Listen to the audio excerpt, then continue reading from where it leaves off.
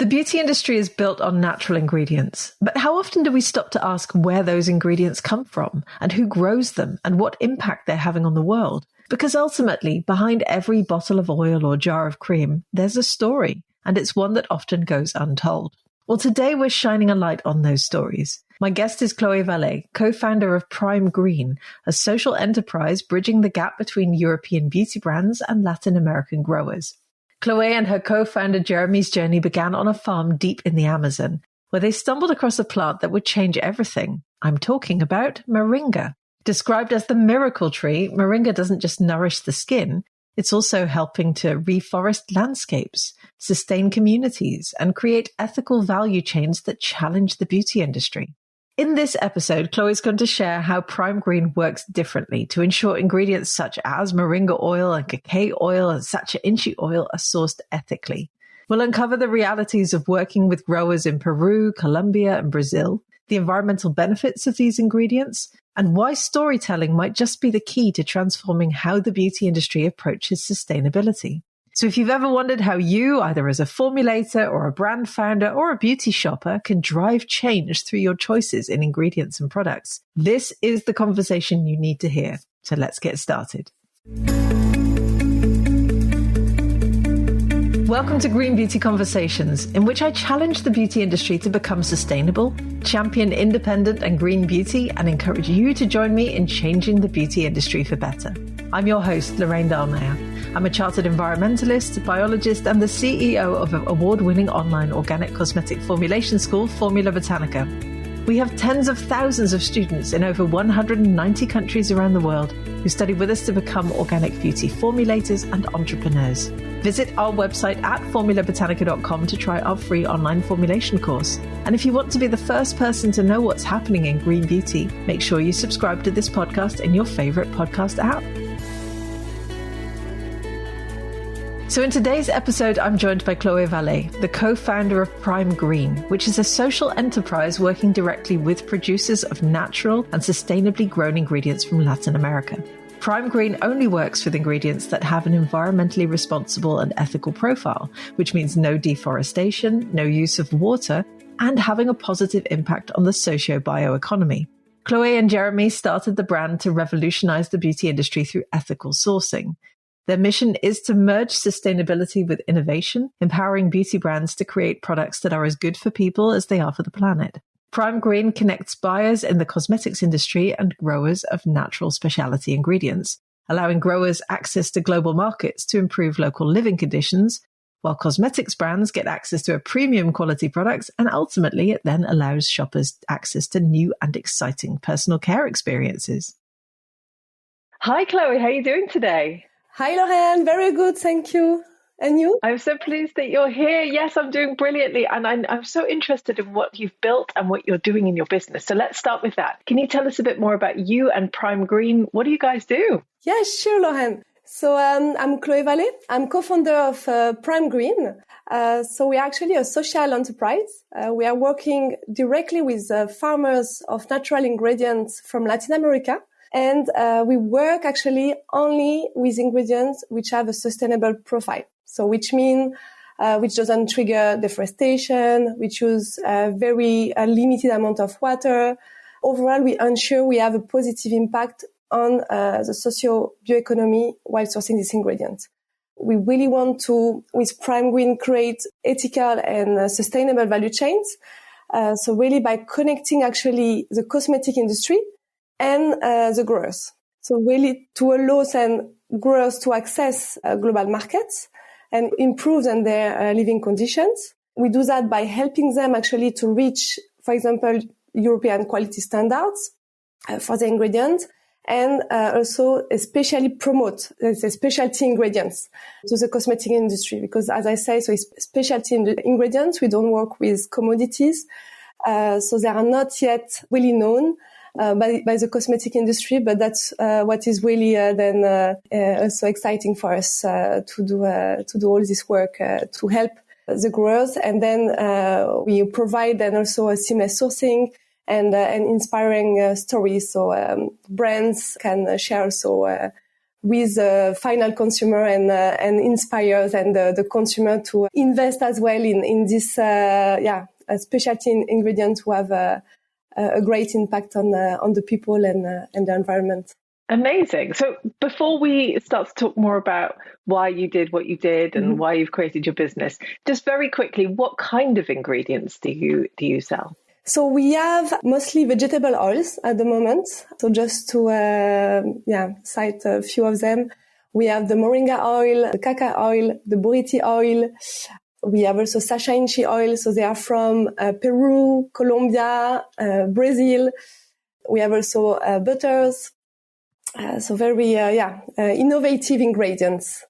Yes. They sound absolutely beautiful. And we'll talk a little bit more about each one of those. Well, not all of them later, but we're going to talk more about the stories behind some of them. But before we do that, why did you start Primegreen? What was the main driver behind it? Actually, our main driver at the start was to really help small enterprise in Latin America.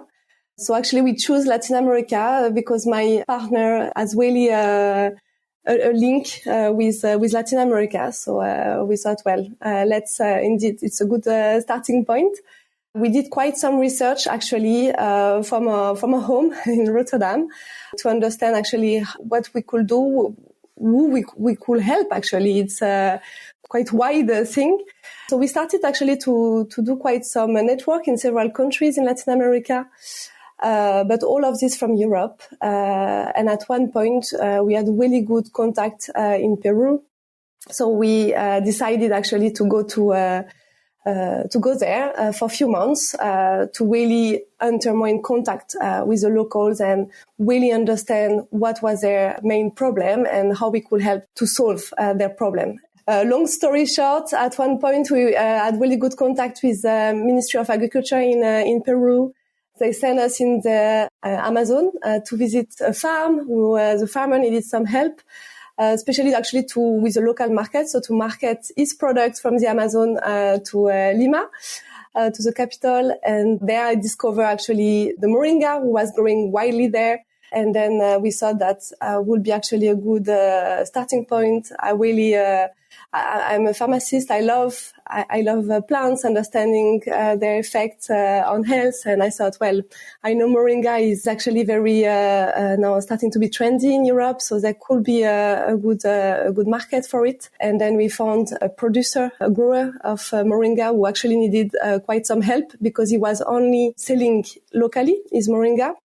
And he didn't have yet, indeed, the quality to export to Europe and all the regulatory certification and so on. So we really help him with that. And now we are proud to say that we can sell his even organic certified moringa oil to European international market, actually. So tell me a little bit about moringa, because I think that was one of the first ones in your portfolio then, by the sounds of things. How has it been received by the beauty industry, and how exactly is moringa really helping these farms? Yeah, so first of all, moringa has incredible sustainable profile. That's also why we were so excited about it. Especially in this region of Peru where it grow in a really desertic area. So where no many plants can actually grow. So it really participates to the reforestation actually of this area, even if it's still a very diverse environment. So the grower try to also grow other type of plants like jojoba. But to come back to the moringa, so it participates to reforestation. It doesn't need much water, actually. It grows really fast. So from the start point that you plant it, 8 months later, you can actually harvest it. So you can really scale up very quickly. It doesn't need any pesticides. It's really resistant to plague. So you cold press the seeds of the moringa. When you cold press the seeds, you get the oil. And you also get a cake that is reused to fertilize then the soil where the moringa grow. So that's the sustainable profile of the moringa. In terms also of social impact, so the grower is actually also building a small village next to his plantation, because its plantation is quite far from the main city, even if it's already quite a small city. So the employees need to get on a bus every day to do really long distance. So in terms of, well-being and, being far away from the family is not great. So it's building this village to really welcome actually the workers and their family during the week. So then they can really, spend a bit of time still, see their children also, during the week. So we really always ensure that, we can also have, really this, social impact. Our aim is to, invest, even more and get more social project going on, in the future. And to go back to the moringa oil, it has also amazing benefits actually for, in cosmetics. So for the skin, for the hair, we call it like a do-it-all ingredient. It's great for every type of skin, but especially acne-prone skin, sensitive skin, because it has anti-inflammatory and antibacterial molecules. There are scientific, that's the question I have quite often, if there are scientific proof. There are some scientific publication available online, but we are actually now currently setting up clinical studies also with with the Peruvian with the help of the Peruvian Ministry of Agriculture. We hope to. We know that the cosmetic industry always wants proof, so we are working on this. The moringa is extremely also give extreme hydration. And it's also amazing to lock the moisture in the hair, like it does also on the skin. And it's great as it has a lot of vitamin E as well, so a great antioxidant as well for the scalp. As I said, it's really when I discovered it, actually, I dropped. My partner was really happy. I dropped all my cosmetics bottles I had in my bathroom and started to only use this. It's only moringa. Yes, I love it. Such amazing product. Yeah. So you went over to Peru. You started to work with the Ministry of Agriculture. You discovered this farm with this incredible ingredient, and then you thought, okay, we can turn this into a business. We can help these people, but also connect with the cosmetics industry. But then you didn't just stop at moringa. So what was the process to expanding to all these other ingredients as well? Yeah, so at one point, so what we've done when we came back to Europe, of course, we started to talk to potential customers to really understand the market, what was the demand. So there were some demand indeed for moringa oil, but then how it works in the cosmetic industry is that, of course, when there is so much administrative get to approve you, let's say as a supplier, they usually ask you, what else do you have in your portfolio? So that's where we started to think, well, indeed, let's try to add a few more ingredients, even if we couldn't get a huge portfolio, because that's not our aim. And we want really to provide first high quality, validate our supply chain, have also a very stable supply chain, which is not so easy for natural ingredients. So that's one of our also main objectives to provide this very stable supply chain, and our customers, they can have also all along the year at really the moment where we tell them they can have the ingredient they request. So we started again to network, and we found other amazing ingredients. So the buriti and the acai oil, which come from... those. They're beautiful. Yes, the acai oil has amazing smell of the berry, and super rich in antioxidant as well. And the buriti is really rich in beta-carotene, also amazing oil. And they come from really indigenous communities, very deep, far in the Amazon in Brazil. And same for this oil, we ensure so that they are sourced ethically, so that for example the buriti, they need to climb actually to the palm tree to get the fruits, instead of, we know that some growers will actually cut the tree, so it will really trigger a lot of deforestation. But we really ensure that of course a grower we source from climb also safely on top of the tree, also without employing children to do this. They also let some fruits on top of the tree for the animals, because of course they need it, also for the communities around. So that's one of the many stories we have on all our ingredients. I love it. I love it. And one thing that you do differently, which, because I've spoken to many ingredient suppliers over the years, over all the time I've been doing this. And one thing that you do differently is you actually sort of go and almost live with the suppliers for a while, don't you? I mean, I have to say, we speak to a lot of ingredient suppliers at Formula Botanica, and I don't think I've ever met anyone who goes to live with the suppliers of their ingredients. So talk to me more about how that works, why you decided to do that. For us, it's actually very important to know perfectly, of course, the ingredients. So really get the local knowledge, how also it's used. That's, for me, was actually always my dream to go to, even as a pharmacist, to go to small villages, talk to the doctor and understand how they cure people with the natural ingredients. Still something I would like to do. But now, indeed, I want to do this also with these cosmetic ingredients.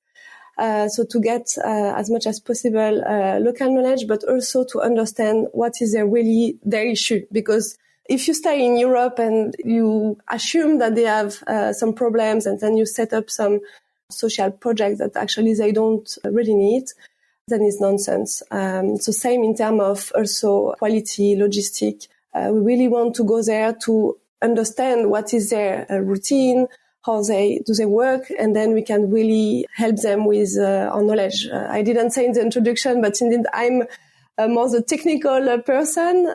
Company, I have a technical background. My partner, Jeremy, is more on the business side. So we are really complementary, and that's what we want to bring actually to the growers. So really the knowledge we got here, and try to help them to get then better quality, better products so they can grow their business and hire more people, scale up. Because usually actually for this ingredient, it's easily to scale up. It's just a matter of also harvesting more. No, I think it's beautiful what you're doing. I think it's absolutely fascinating and possibly a model for the rest of the cosmetics industry if they start to really think about their supply chains, which I know many of the big players are doing. Now, I know many of our listeners will be familiar with moringa oil, buriti oil, sacha inchi oil, etc., all these beautiful, beautiful ingredients that you stock. Tell me more about the social impacts that you've seen now that you've been working with these farmers for a while now. In terms of social impact, you really see that, as I was saying, for the moringa oil, since we started to help the grower, that he can indeed scale up his production, then he can employ more people. It's really in general, actually improving the living condition of the communities there and employees of the workers, let's say. And I know that will be really important to many beauty brands, particularly the smaller ones. When we first met, you described Primegreen to me as wanting to bridge the gap between European buyers and Latin American growers. Why do you think this gap is so pronounced? Yeah, because I think in terms of communication, they don't have the same understanding of, as I was saying, quality standards, of even timings. That's one of our actually added value at Primegreen, that we like to brainstorm actually with our customers, especially actually the formulators. We try to really understand what are their needs, and then we can brainstorm back with the growers, then try to match the needs of the customer and what the grower can do. And then it came actually very interesting when you want to also innovate. So, of course, when you produce this natural ingredient, you get also byproducts. That's something we know because we are also so close with the producer. We spend a lot of time with them, so we know exactly how they produce the oil.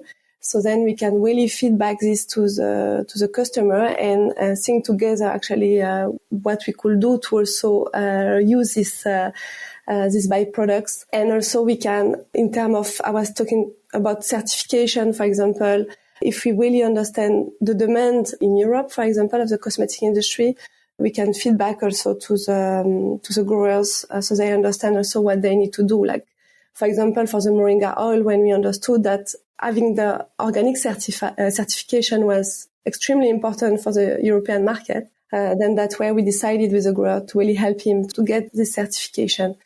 Because for them, it's really something, for him, he was growing already organically. So he didn't understand why he would need actually to be certified. So that was indeed quite some convincing work from our side. Yeah, I can imagine. Is it difficult or is it challenging to convince the buyers in the cosmetics industry to start to prioritize sustainable sourcing and ingredients that have a social impact. Are you seeing that there is interest in the mainstream cosmetics industry? Yes, yeah, we see there is interest. That's indeed really good news. More and more, we see that actually the industry is really interested into also transparency. Then we had a lot of customers indeed asking us how indeed can you prove this as well. So that's when we decided to be member of UEBT, so the Union for Ethical Biotrade. I think it's indeed a great, let's say, certification. We are not yet certified. It takes time to really have every supply chain certified, but at least we are members. So it means that we comply to their minimum requirement, which is to not create deforestation, to ensure that the producer have all a living wage, that they don't employ children, and so on. For us, was really important to be member of such a consortium of companies and to really prove indeed that we source ethically. But also we are really working also on storytelling and on showing. We are actually while visiting the growers, we are actually making small movies to really demonstrate who are the people behind their stories, how is the harvest made, how the manufacturing is made. So then even the final consumer can really understand where the ingredients are coming from. Yeah, I was going to ask you about that actually, because I think that is a very innovative way of doing things as well. How do you think that storytelling can really help change the industry's mindset around sustainable sourcing? Yeah, I think that's really a great way to build awareness, especially for the final consumers. Now we see actually there are so many different type of certifications. I think people are a bit lost with all of this. Very true. And not only consumers, really our growers, for them is really a pain. So I think it's really a simple way actually to really demonstrate where the ingredient is coming from. And I hope to open the eyes also of people on who are the people behind and why it's so important also to buy products with ingredients which are ethically sourced. Yes, I think what you're doing is absolutely beautiful. So what's next for Primegreen? What's next? So we really believe in strong partnership. So we want to develop even more our sourcing partner claim. And that's something I didn't mention yet, but that's something we really try to build on this to really source more specialty and upcycle ingredients, but also based on our customers' demand. So we really want our customers to benefit then from our agility to source sustainable ingredients. And in 2025, so we'll keep visiting our producers and validating their new supply chains. And I think you're actually going over to Latin America pretty soon after recording this, aren't you? Yes, exactly. Now we go indeed for 3 months to Brazil, Peru and Colombia, as we say, indeed to be really close to the growers and also take some video content, interview of the farmers to indeed tell this story. I am very, very envious. It absolutely sounds beautiful. I wish I could go to Latin America for 3 months. Sounds like a great way to run your business as well. So where do you see Primegreen in 5 to 10 years' time? Well, I hope we will be able to help more and more growers and really also measure the impact we had on the socio-bioeconomy of this region. So that's really something I would love to do. So I love it. And hopefully you'll be helping to make the cosmetics industry supply chains even more transparent, which is certainly something that the mainstream beauty industry desperately needs. Yes. So there'll be a lot of people listening right now who are thinking, I would like to try this moringa oil. I'd like to try this cacao oil, this sacha inchi oil, all these beautiful ingredients that you have. Where can people get in touch with you and find out more about Primegreen? Yes, so you can go in our website, primegreentrade.com. You can also follow us on LinkedIn, so just with the Primegreen name, and as well on Instagram. So it's primegreen.beautyingredients. And there you will actually see a lot of videos of indeed our interviews of farmers or videos on how our ingredients are produced, harvested. And so we'll really try to put more and more really educational content there. Amazing. Well, we'll include all of those links in the show notes below this episode. Thank you so much, Chloé, for joining me. It's been really lovely talking to you, and good luck with Primegreen. Thanks so much, Lorraine. Thanks for inviting me. Bye. Bye-bye. I would love to hear your thoughts on this episode. Have you ever worked with moringa or sacha inchi oils or any of the other ingredients we talked about today?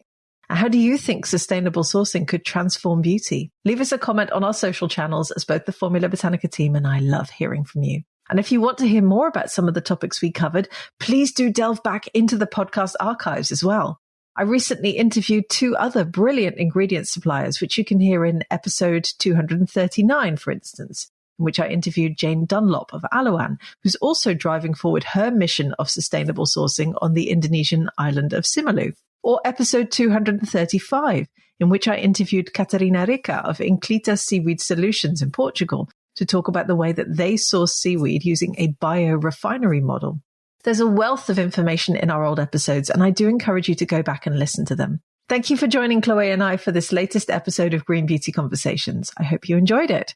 If you did, please do leave us a 5-star review so that other people can enjoy these conversations too. Make sure you subscribe to the podcast on Apple Podcasts or Spotify or whatever your favorite podcast app is, and stay tuned for the next episode. Follow Formula Botanica at Formula Botanica on Instagram, Facebook, YouTube, TikTok, Pinterest, LinkedIn, we're everywhere. And come and give me a follow at Lorraine Dallmeier on Instagram and LinkedIn. Visit our website at formulabotanica.com and sign up for our free online formulation course today.